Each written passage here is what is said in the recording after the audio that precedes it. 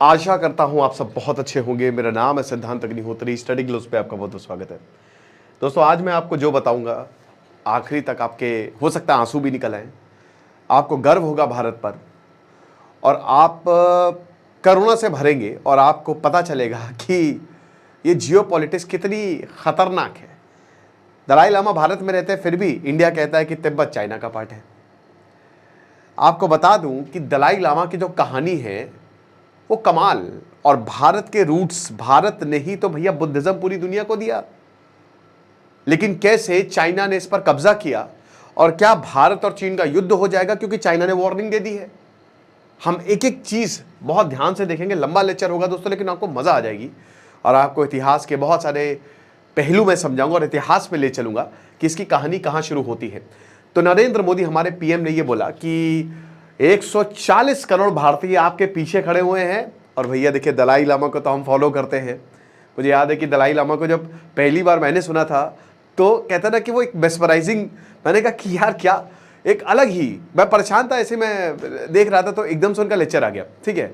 और वो 1 घंटे के लिए ऐसा लगा कि, और आप अगर आप हिमाचल जाएंगे, ठीक है, धर्मशाला जाएंगे ना, आप आ नहीं पाएंगे, ठीक है ना, वहां से। तो बेसिकली अभी आपको पता है कि तिब्बत की सरकार धर्मशाला से चलती है, हिमाचल प्रदेश से, ठीक है ना, द गवर्नमेंट इन एग्जाइल। तो कुछ कहते हैं ना कि वो दैवी शक्ति है। अब यहां पे नरेंद्र मोदी ने इनको विश किया है, 90 साल के हो गए हैं, 6 जुलाई को बर्थडे था यानी कि परसों, और इन्होंने बोला कि देखिए आप symbol of love, compassion, patience and moral discipline. Dalai Lama जब गए थे जॉर्ज डब्ल्यू बुश से मिलने, तो दलाई लामा बोले थे कि मैं आपका देश कब्जाने नहीं आया हूं, बस एक चाय पिला दीजिए। 5 पॉइंट जो उन्होंने 5 पॉइंट दिए थे चाइना के सामने, उसमें ये बोला था कि तिब्बत को वहां पे हिंसा नहीं होनी चाहिए। वो हिंसा क्या बात, वहां प्रेम होना चाहिए, हटाइए, सब पीछे ले जाइए, हम चाइना का भी सम्मान करते हैं।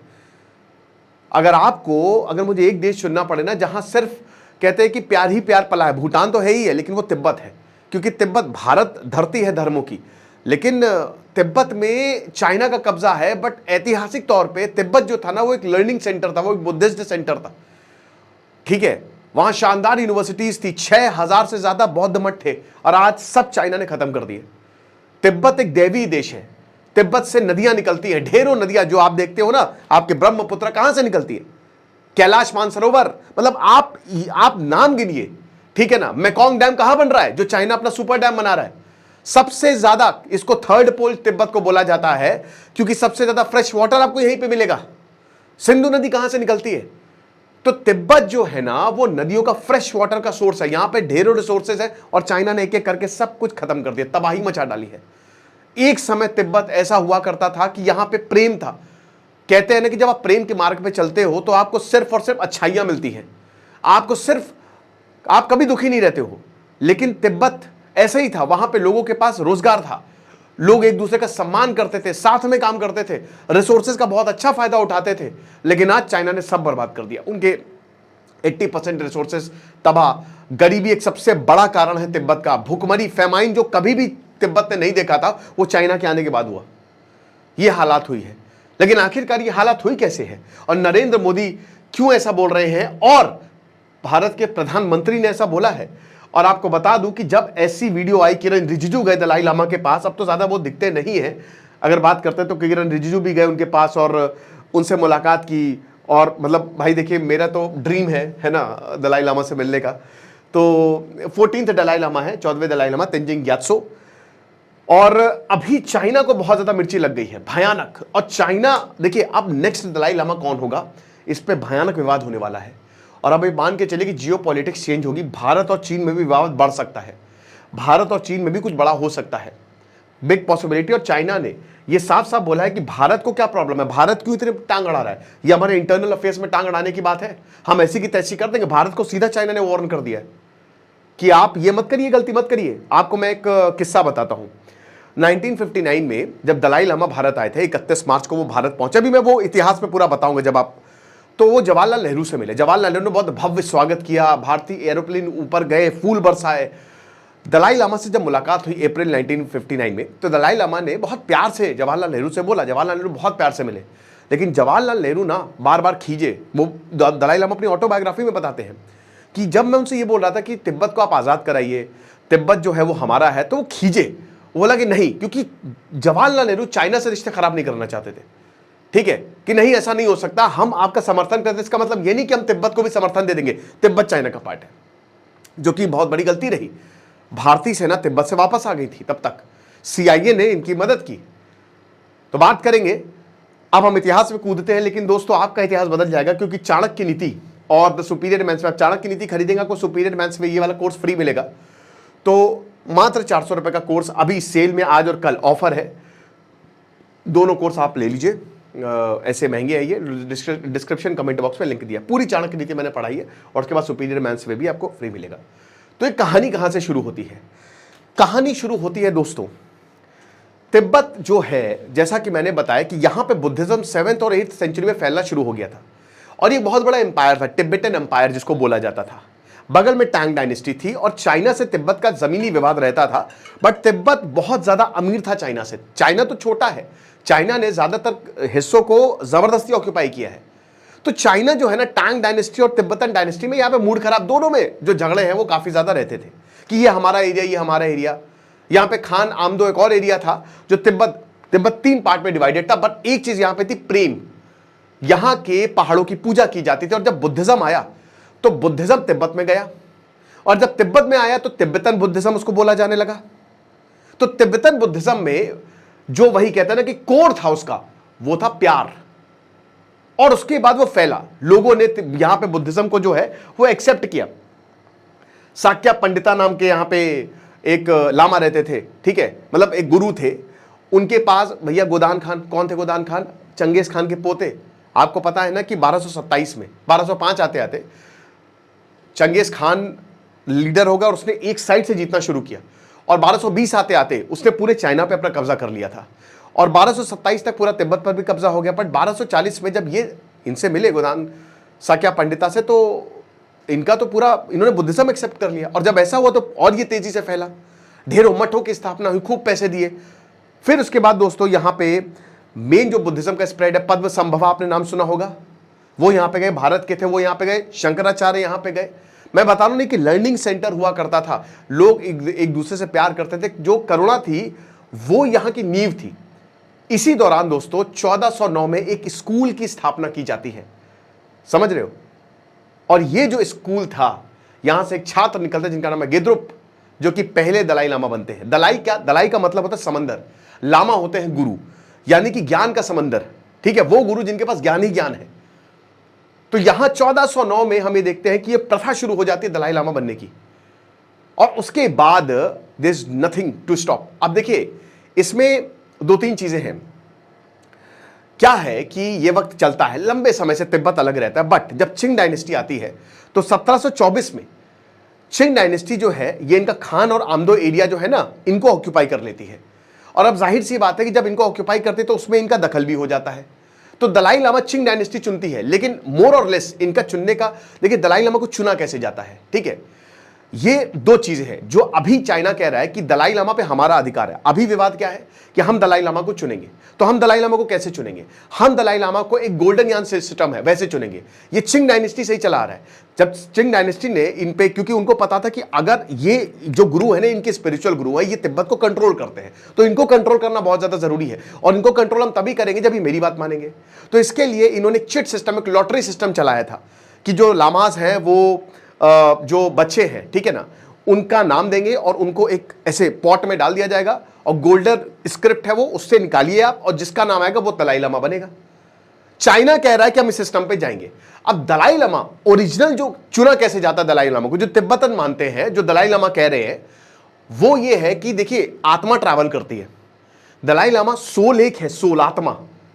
अब उससे क्या है कि सारे लामा बैठते हैं, मेडिटेट करते हैं, उस आत्मा को चुनते हैं जो किसी और के शरीर में प्रवेश की होगी, दलाई लामा की, यानी कि पुनर्जन्म, और उसको फिर उस बच्चे को ढूंढा जाता है जिसका पुनर्जन्म हुआ एज अ दलाई लामा, उसको दलाई लामा बनाया जाता है। तो अभी जो प्रेजेंट दलाई लामा है वो कह रहे हैं कि वही प्रथा होगी। चिट्ठी लिख के उन्होंने बताया कि अब वक्त आ गया है कि अब हम ये चीजें शुरू करें, आप ड्राफ्ट बनाइए नए लामा को ढूंढने के लिए। और चाइना कह रहा है नहीं, गोल्डन यान सिस्टम ही हम जो है वो उसी पे ही जो है वो जाएंगे। अब भैया इसकी वजह से बहुत दिमाग खराब हो गया है। बहरहाल अभी हम इतिहास में वापस चलते हैं तो 1724 में चिंग डायनेस्टी का यहां पे जो है वो बोलबाला रहा। फिर उसके बाद कट टू 1911, तिब्बत जो है वो आजाद हो गया क्योंकि चाइना ही आजाद हो गया, जिन्हाई रेवोल्यूशन आता है। अब देखिए तिब्बत जो था, तिब्बत हमेशा से चाइना के कंट्रोल में नहीं था, बहुत ही कम समय के लिए वो चाइना के कंट्रोल में आया। तिब्बत हमेशा से आजाद था। 1911 में तिब्बत आजाद रहा, फिर 40 साल वो आजाद रहा। भाई 1914 में ब्रिटिश और तिब्बत बैठे, बॉर्डर पे साइन हुए, लेकिन इसमें चाइना नहीं था। कट टू 1949, 1949 आता है, किसी ने भी नहीं सोचा था, लेकिन माओ जेडोंग कम्युनिस्ट झंडा लेकर बीजिंग में घुस गए और उन्होंने यहां पे कम्युनिस्ट झंडा जो है वो लहरा दिया। और जब ऐसा हुआ तो उन्होंने सबसे पहले क्या बोला, तिब्बत पकड़ो, तिब्बत को हम कब्जा करके रहेंगे, कोई दलाई लामा नहीं है हमारे, हम जो हम बोलेंगे वही होगा, लेकिन शांति से होगा सब। तो भैया ये घुसते हैं 1950 में, सितंबर 1950 में ये बोलते हैं कि सुनो अपनी, अब दलाई लामा देखो, क्योंकि अभी तक दलाई लामा नए, तब तक जो अभी प्रेजेंट दलाई लामा है 1935 उनका जन्म हो चुका था, ठीक है। अच्छा दलाई लामा मैंने क्या बताया था, क्या प्रोसेस है? प्रोसेस ये है कि सब बैठते हैं और जो दलाई लामा है, जो प्रेजेंट दलाई लामा, वो बताते हैं, वो अब वो बैठेंगे कैसे, मेडिटेट करेंगे, मेडिटेशन से उनका पता लगाएंगे। वो उनको सपना आ सकता है, तो इनको सपना आया था कि भाई एक ऐसा घर है जहां पे घर के अंदर पेड़ निकला हुआ है, दूर दूर जो है वो मैदान है, उत्तर दिशा में आप जाइए तो वहां पे आपको नए दलाई लामा मिलेंगे। तो जो आज के तेंजिंग ग्यात्सो जो दलाई लामा है वो वहीं पे मिले थे। एकदम से वो बच्चे खेल रहे थे, उस समय 5 साल के थे, और उनको पकड़ के लाए थे कि बेटा तुम दलाई लामा हो, 2 साल की उम्र में। अब फिर हम ये देखते हैं कि एक बार जब ये प्रोसेस हो गया तो उनकी पढ़ाई शुरू होती है, संस्कृत व्याकरण तक पढ़ाया जाता है, तर्कशास्त्र पढ़ाया जाता है, विज्ञान की भी पढ़ाई दी जाती है, बहुत सारी चीजें जो है वो पढ़ाई जाती है, 5 मुख्य विषय होते हैं, ठीक है। फिर दलाई लामा, अब देखिए यहां पे तेंजिंग ग्यात्सो को ले आए 1935 में। इधर चाइना जो है अब 1950 आ गया है, चाइना ने तिब्बत पे अपना कंट्रोल जो है वो जमाना शुरू कर दिया है। इस समय दलाई लामा 15 साल के थे और अब बहुत ज्यादा जरूरी था कि दलाई लामा ही हेड ऑफ स्टेट होते थे। पोटाला पैलेस यहां पे है, वहीं पे रहते हैं, और अब हेड ऑफ स्टेट 15 साल की उम्र में दलाई लामा को डिक्लेयर कर दिया गया। चाइना को मिर्ची लग गई, बोला अरे बाप रे बाप ये क्या प्रॉब्लम हो गई है, ठीक है ना। तो अगले दलाई लामा जो है 14वें दलाई लामा ये बन गए। इसके एक और पद होता है पंचन लामा। पंचन लामा जो होता है वो सेकंड होता है, दलाई लामा के बाद दूसरे पंचन लामा होते हैं। उस समय जो पंचन लामा थे वो चाइना का सपोर्ट कर रहे थे, 10th पंचन लामा। क्यों? क्योंकि उन्होंने चाइना ने उनको बैठाया था, बेसिकली वो चाइना के पपेट थे। हालांकि वो 12 साल के थे, लेकिन वो चाइना के पपेट थे, जो चाइना बोल रहा था वो ये चीज है। तो पंचन लामा भी थे, लेकिन वो चाइना के साथ थे, लेकिन खतरा मंडराने लगा था दोस्तों। फिर उसके बाद चाइना जो है वो कहता है कि सुनो एक काम करते हैं, 1951 में दलाई लामा को बैठा, सबको बैठा, बोला कि ये 17 पॉइंट प्रोग्राम है, इसको साइन करो। अब 17 पॉइंट प्रोग्राम में पहला पॉइंट जो था वो लिखा था कि तुम चाइना के साथ रहोगे, लेकिन बाकी सारे पॉइंट में था कि ऑटोनॉमी दी जाएगी, हम बुद्धिज्म का रिस्पेक्ट करेंगे, हम आपको कोई नुकसान नहीं पहुंचाएंगे। तो भैया साइन हो जाते हैं 17 पॉइंट। लेकिन ये पहली बार था जब चाइना ने ऑफिशियली ये बोला था कि जो है वो तुम हमारे साथ हो, ठीक है, बस तुमको हमारे साथ आना है। यूनाइटेड नेशन में भी दलाई लामा गए और यूनाइटेड नेशन ने कंडेम किया। इसी दौरान दलाई लामा भारत भी आए, 1955 के दौरान भारत भी आया। अब उस समय टेंशन बहुत ज्यादा थी और ऐसा लग रहा था कि कभी भी चाइना तिब्बत को इन्वेड कर देगा। अभी तक फोर्सेस नहीं गई थी यहाँ पे, ठीक है, चाइना की। तो यहाँ पे भारत से भी मदद मांगी, लेकिन भारत ने ये बोला, जवाहरलाल नेहरू साफ कर दिया कि देखिए ये, क्योंकि हमने भी पंचशील एग्रीमेंट चाइना से साइन किया था, है ना, हमने भी पंचशील एग्रीमेंट साइन किया था दोस्तों। तो उन्होंने बोला कि नहीं नहीं, हम चाइना से हम अभी दुश्मन नहीं लेंगे, आप देख लीजिए, आप अपने भरोसे हैं। भारत ने भी फोर्सेज भी बुला ली थी, लेकिन सीआईए जो है अमेरिका, वो दलाई लामा की मदद कर रहा था। उसको पता था कि अगर तिब्बत पे भी चाइना कब्जे में तो कम्युनिज्म वहां पे फैल जाएगा। तो सीआईए जो है वो जो तिब्बतन भागे थे, बहुत थे कि जब भी तिब्बतन जो है वो भागे, भारत ही आए हैं, और भारत में सीआईए की भी उस समय प्रेजेंस थी, उनको ट्रेन कर रहे थे वो एज अ गुरिल्ला फाइटर्स, कि अगर प्रॉब्लम होती है तो आपको दलाई लामा को बचाना है, आपको तिब्बत को बचाना है अगर चाइना इन्वेड करता है। तो 1955 तक चीजें ना बहुत ज्यादा खराब हो चुकी थी। अब उसके बाद चीजें ऐसे ही चलती हैं। एक किस्सा मैं आपको बताता हूं कि दलाई लामा को जबरदस्ती चाइनीज एम्बेसी ले जाया गया था, और हैदराबाद जाना था दलाई लामा को, लेकिन एक गाड़ी आई, चाइनीज एम्बेसी ले गए। और उसके बाद जब भारत को पता चला कि दलाई लामा हैदराबाद नहीं पहुंचे, वो हाहाकार मच गया। फिर वहां पे फोन करवा के, और जू लाइन ने तो ये तक बोल दिया था कि सुनो बेटा, ऐसा है कि भारत से बोल दिया था कि अगर ज्यादा तुमने खुड़पैची की तो अच्छा नहीं होगा। लेकिन फिर बहुत ज्यादा प्रेशर की वजह से दलाई लामा को छोड़ा गया, वो वापस तिब्बत आ गए, भारत से उनको मदद नहीं मिली। अब दलाई लामा को पता था कि यार देखो ये इनएविटेबल है, अब चाइना किसी भी वक्त इन्वेड कर सकता है। 1959, 10 मार्च 1959, ये आप डेट याद रखिए, क्योंकि उस समय चाइना ने दलाई लामा को बुलाई कि आइए फंक्शन में बैठते, लेकिन आप अपने कोई गार्ड लेके नहीं आएंगे। तो दलाई लामा समझ गए, उस समय दलाई लामा मात्र 24 साल के थे, कि अब प्रॉब्लम होगी और अब मेरा समय आ गया है। उस समय ओरेकल जो था, जो भविष्य बताते हैं, ठीक है, अगेन एक धर्मगुरु, उन्होंने दलाई लामा को यह बोला था कि बेटा ऐसा है, समझो इस बात को कि तुम अभी चाइना के साथ रहो, सपोर्ट करो उनको, ठीक है। लेकिन एकदम से वो बोलते हैं, एकदम से वो गहरी मेडिटेशन में तो बोलते हैं, पेपर में लिखते हैं निकलो यहां से तुरंत। तो वो एक मैप पे रास्ता बताते हैं कि तुमको यहां से जाना है और तुमको भारत निकलना है। तो दलाई लामा इसको, क्योंकि 10 मार्च को क्या हुआ कि जैसे ही बोला चाइना ने कि आओ हमारे पास आके जरा आप प्रोग्राम अटेंड करिए, तो पता था दलाई लामा को कि हमको मुझे कब्जे में ले लिया जाएगा और चाइना तिब्बत को इन्वेड कर देगा। अब होता यह है दोस्तों कि जहां पे ये पोटाला पैलेस है ना तिब्बत में, वहां पे लोगों की भीड़ लगना शुरू हो जाती है दलाई लामा को सेव करने के लिए, कि हमको कुछ भी करके इनको बचाना है। भयंकर भीड़ लगती है।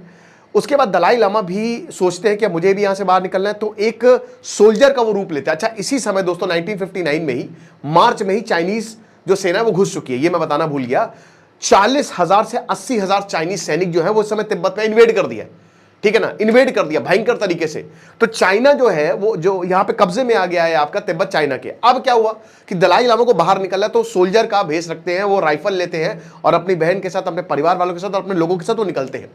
अब ये एक ऐसी जर्नी है दोस्तों, ये बहुत मुश्किल। बता रहे थे कि हम रात को 10 बजे निकले, ठीक है, 17 मार्च की बात है, हम यहां से रात को 10 बजे निकले और बहुत मुश्किल रहता है दोस्तों। रात को सफर करना सेफ है, लेकिन सीआईए मदद करती है। इनफैक्ट आइजनहावर तो हर सुबह 10 बजे ये देखते थे कि भैया दलाई लामा सेफ पहुंच गए कि नहीं। तो सीआईए यहां पे मदद करती है, लेकिन दोस्तों ये रास्ता आसान नहीं होता, क्योंकि एक तो पहाड़ियां हैं और आपको रात में जाना है भाई, मतलब बड़ा मुश्किल होता है। लेकिन किसी तरीके से दलाई लामा जो है 26 मार्च, ठीक है, अरुणाचल आखिरी गांव जो तिब्बत का होता है वहां तक पहुंच जाते हैं और उसके बाद वो भारत में एंट्री कर जाते हैं। अब जैसे ही वो भारत में एंट्री कर जाते हैं, चाइना उनको ढूंढ रही होती है कि किसी तरीके से दलाई लामा को ढूंढो, लेकिन वो बच निकलते हैं। अब यही कहना, जाको राका साइया मार सके ना कोई, भगवान की कृपा होती है, सीआईए भी आपकी मदद के लिए आती है और भारत में जब वो एंटर होते हैं तो भारत में बहुत भव्य स्वागत होता है कि आप आइए। उसके बाद फिर यहाँ पे सरकार बनाई जाती है। पहले वो मसूरी में रहते हैं, मसूरी में जो है वो जवाहरलाल नेहरू से मिलते हैं, उस पर वो बात करते हैं कि आप कुछ करिए तिब्बत को लेकर, लेकिन कुछ ऐसा सच फाइनलाइज नहीं होता। अच्छा, चाइना कहता है भारत से कि तुमने जो दलाई लामा को शरण दी है ये तुमने बहुत गलत कर दिया है, ये नहीं होने वाला, ई ना चौल पे, ये तो बहुत डेंजरस, तुमने ये टेरिटरी गलत है। और फिर भारत से युद्ध होने की सबसे बड़ी वजह 1962 का दलाई लामा होते हैं कि आप हमारे इंटरनल मैटर में आपने हमसे दोस्ती की ट्रीटी साइन की, आप ऐसा नहीं कर सकते। तो हालात जो है वो बहुत ज्यादा खराब हो जाते हैं, राइट। तो अब यही है। उसके बाद दोस्तों भारत से ही दलाई लामा की जो है वो सरकार चलती है, भारत से युद्ध भी होता है चाइना का, और लगातार दलाई लामा यही कहते हैं कि देखिए यार, हम जो है ना, हम बहुत ही अच्छे लोग हैं, हमको तिब्बत, जो पहले तिब्बत था ना वही चाहिए, हमको वहां पे प्यार चाहिए, हम किसी से लड़ने नहीं आए।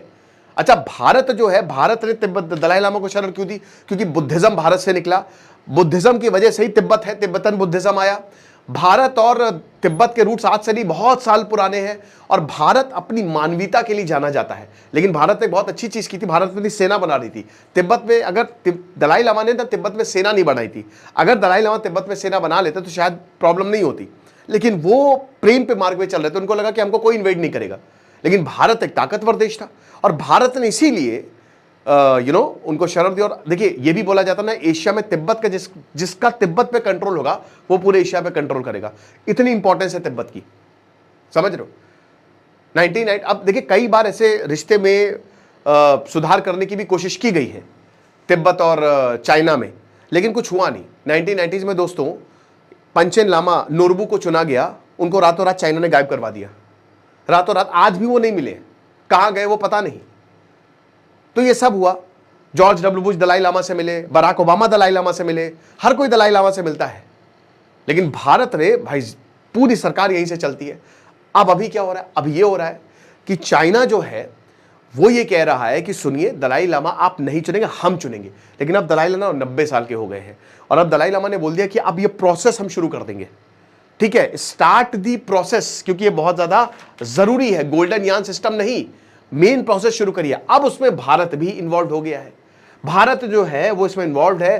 भारत गया, उनको बर्थडे विश किया। माओ निंग जो है चाइनीज की फॉरेन मिनिस्टर, उन्होंने बोला कि देखिए, हम सबको पता है कि हमारी तिब्बत पे जो पोजीशन है वो कैसी है। अब ये भारत पर आरोप लगा रहे हैं और दलाई लामा पर आरोप लगा रहे हैं, ये इंटरनल हमारे अफेयर्स पे जो है वो घुसते हैं, ये प्रॉब्लम क्रिएट करते हैं दलाई लामा, ये अलगाववादी। बताइए चाइना क्या रहा है, चाइना ने लिटरली पूरे तिब्बत को बर्बाद करके रखा है, रेलवे लाइन बना रहा है, रोड बना रहा है, पूरे सारी सब खत्म कर दिया चाइना ने। अगर आप तिब्बत घूमने जाएंगे आपको लगेगा है सर कैसी बात कर रहे हैं, ऐसा नहीं है, वहां फोटो रखने की भी मनाही है दलाई लामा की। और आज भी तिब्बत इस इंतजार में है कि कब दलाई लामा आएंगे और हमको छुड़ाएंगे, और ऐसा होगा, आज नहीं तो कल 110% होगा। आप समझ रहे हो? तो दलाई लामा अभी पॉलिटिकल एग्जाइल में है। अब यही है बता रहे कि जो जिंजियांग है, ठीक है, चाइना ने इसको भी अपने कब्जे में रखा हुआ है, इसको जो है वो लिबरेट कराने की कोशिश में है। तो जब ये हुआ तो भारत के ऊपर आरोप लगाया गया कि भारत चाइना से इंटरफेयर करने की कोशिश कर रहा है, क्योंकि अब दलाई लामा का नेक्स्ट प्रोसेस जो है वो शुरू होगा। तो दलाई लामा, भारत ने बोला है कि भैया जो दलाई लामा चाहेंगे वही होगा, सरकार एग्जाइल में। अच्छा, दलाई लामा बोले हैं कि अब जो नया लामा होंगे ना, जो नया बच्चा होगा वो एक फ्री कंट्री में पैदा होगा। इसका मतलब पता है क्या है? तिब्बत एक फ्री कंट्री नहीं है, यानी कि यहां पे जन्म नहीं होगा।